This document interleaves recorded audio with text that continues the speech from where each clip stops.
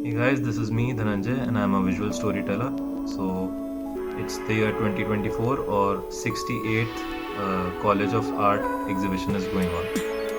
Actually अब तो over हो चुका है लेकिन मेरे फ्रेंड्स ने वहाँ पे मेरे को इनवाइट किया, बोला कि चलो चलते हैं। मैं 2016 से पास आउट हूँ and since it's been so many years दोबारा वहाँ वापस जाना was a memory lane of nostalgia.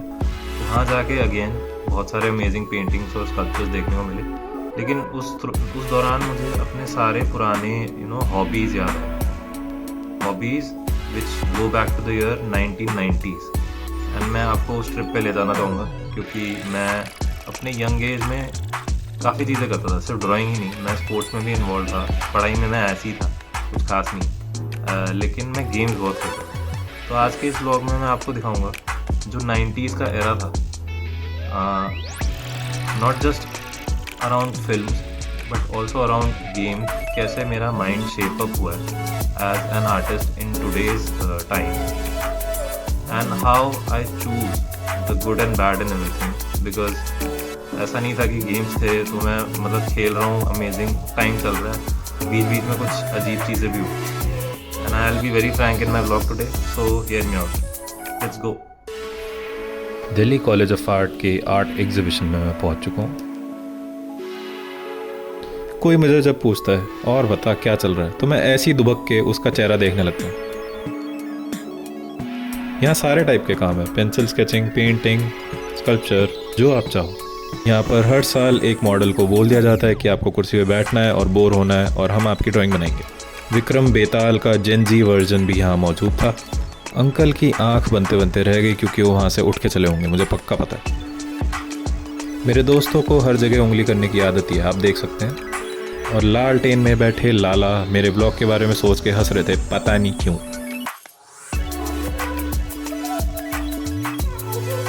Uncle मेरे व्लॉग में आना नहीं चाहते थे, इसलिए वो मुझे इग्नोर मारते चले गए। और जैसा आप देख सकते हैं, मेरे दोस्त एज फ्रेंड्स तो बहुत अच्छे हैं, लेकिन एज टीममेट्स तो पूछो ही मत।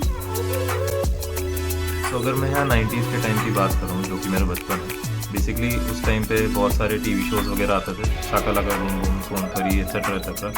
वो सारे शोज़ मैं देखता था पढ़ाई ख़त्म करते ही, लेकिन जब लाइट चली जाती थी तो हम तो रुकते नहीं थे। मैंने कहा हमारे लिए एक्सक्यूज़ है, हम लाइट चली गई, हम पढ़ाई थोड़ा ना करेंगे, चाहे एग्ज़ाम हो कल, क्या फ़र्क पड़ता है। वैसे भी मैं पढ़ाई में अच्छा नहीं था, तो हमारे लिए तो बहाना था।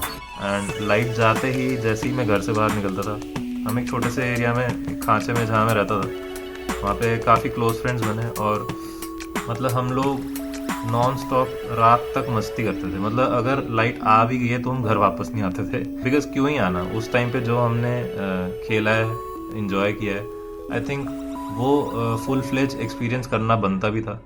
आज के टाइम में अगर कंपेयर करें, आई डोंट नो आज के बच्चे ऐसा करते हैं नहीं। लाइट जाती है आती है, वो घर पे ही रहते हैं, फ़ोन में घुसे रहते हैं।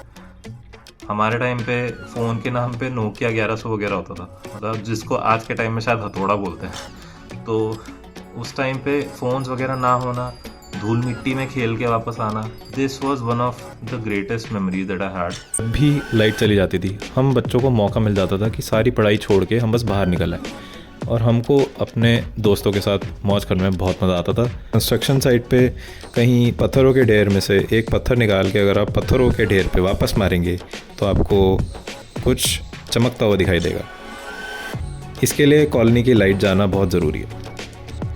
जैसे जैसे मैं बड़ा होता गया, मेरे शौक़ भी बदलते गए। ऑब्वियसली मैं स्पोर्ट्स में इन्वॉल्व होने लगा, और जैसा आप देख सकते हैं, शाम 5 बजते ही हम लोग घर से बाहर निकल आते थे। कभी कभी जब मैं लेट हो जाता था तो मुझे दिखता था कि एक पास वाले पार्क में से धूल मिट्टी का तूफान आ रखा है।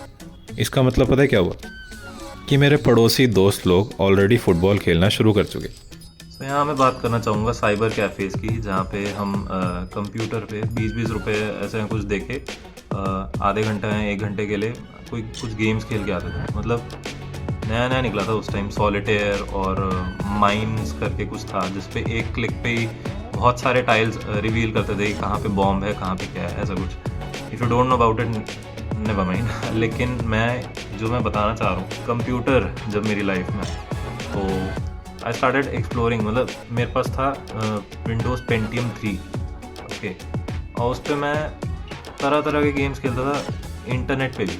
मतलब अगर मेरे पास कोई गेम अफोर्ड करने लायक नहीं था तो मैं चीप लेवल ग्राफिक वाले भी खेलता था, बस मेरे को कुछ ना कुछ खेलना था। आई बिलीव अगर मैं जब बहुत छोटा बच्चा था तो उस टाइम पे not just as an animator और स्टोरी बोर्डर, मैं हर चीज़ जो भी विजुअली अपीलिंग या मूविंग होती थी, you know, engaging as just like some movie, and if I am able to control it, simulate it, तो उस वजह से गेम्स मुझे बहुत अपील कर गए। And not just games, toys as well, ये मैं बाद में कभी किसी एक ब्लॉग में बताऊँगा। लेकिन जैसे जैसे मैं ट्रांजिशन करता गया, ये सारे गेम्स जो हमको यू नो फ्रीली अवेलेबल थे इंटरनेट पे या कहीं भी, for example Tekken, street fighter वगैरह, बाद में जाते जाते इन गेम्स का जॉनर थोड़ा वियर्ड होता गया। Let me explain.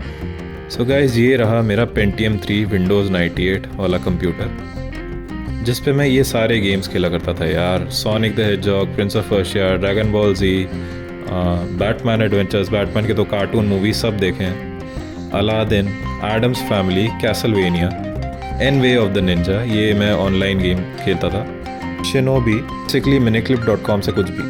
लेकिन one of my favourite memories has been around need for speed most wanted, जिसमें ग्राफिक्स इतने अमेजिंग होते थे। मैं जब भी किसी दोस्त के साथ किसी ड्राइव पे जाता हूँ तो मुझे उसी गेम की याद आती है।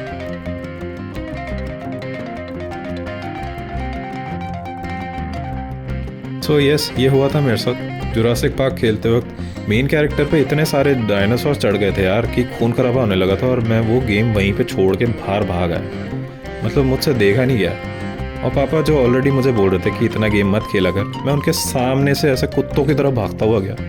वो मुझे देख के बोले, हाँ बढ़िया है। सिमिलरली एक गेम आई थी जिसका नाम था हेलो। एक्चुअली वो बहुत पॉपुलर गेम है, लेकिन मुझसे एक लेवल खेला नहीं गया क्योंकि उसमें बहुत वियर्ड से क्रीचर्स आने लगे। आई थिंक जुरासिक पार्क के अलावा मेरे पास प्रिंस ऑफ पर्शिया का जो गेम था उसमें मेरे साथ ऐसा हुआ था। The main character was suppose to drink some energy drink उस लेवल में, बट इंस्टेड ऑफ दैट उसने कोई रेड कलर का पोशन पी लिया था, एंड जिसपे एक बहुत ही डरावना सा साउंड इफेक्ट आता है कि ऐसे उसका पेट फट जाएगा। मैं सब कुछ छोड़ के भाग आया, मैं वहाँ से भागता हुआ इस पीछे बेड पे आके कूद गया और मैं रोने लगा। मैं बहुत छोटा था और उस टाइम पे लिटरली पापा ने वही किया जो मैंने अभी बताया। मतलब उनका रिएक्शन पता है क्या था जब उन्होंने मेरे को देखा, हाँ खेल लो और खेल लो, सही तो है, बढ़िया था अरे एकदम। फिर हुआ ये कि धीरे धीरे मैंने नोटिस किया मेरे पढ़ाई में मार्क्स कम हो गए, तो मुझे थोड़ी सी पढ़ाई करनी चाहिए, और धीरे धीरे कहीं ना कहीं गेम्स से मेरा जो रिलेशन था वो ढीला होता गया। I wanted those games to be around me, मतलब मैं बहुत ट्राई करता था इधर उधर से अरेंज करने का, लेकिन मैं करियर पे फोकस करने लगा और धीरे धीरे मुझे यकीन नहीं हो रहा है मैं ये बोल रहा हूँ, but yes in that sphere I became a very boring person. मेरे पास अभी कुछ भी नहीं है गेम्स के नाम पे। मैं इंटरनेट पे ऐसे ऐसे चीज़ें एक्सप्लोर करता हूँ बस कि किसी तरह से मेरे को 90s के गेम मिल जाए, मैं उसमें भी खुश हूँ। जैसा मैंने कहा, वीडियो गेम्स में जो जॉनर्स में जो इम्प्रोवाइजेशन हुई वो थोड़े गलत डायरेक्शन में हो गए, और मैंने एज एन एडल्ट गेम्स ही खेलना छोड़ दिया। तो मुझे बाद में रियलाइज़ हुआ गेम्स में भी I need to maintain a balance while choosing, क्योंकि there is always some good and some bad in everything. अब मॉर्टल कॉम्बैट जैसे गेम्स को तो मैं नफरत करता हूँ, I don't know about you, लेकिन मैंने रिसेंटली एक गेम डिस्कवर किया जिसका नाम है Stray, and as you can see उसके रिव्यूज़ बहुत अच्छे हैं। And if I have to share my experience playing this game, this was absolutely amazing.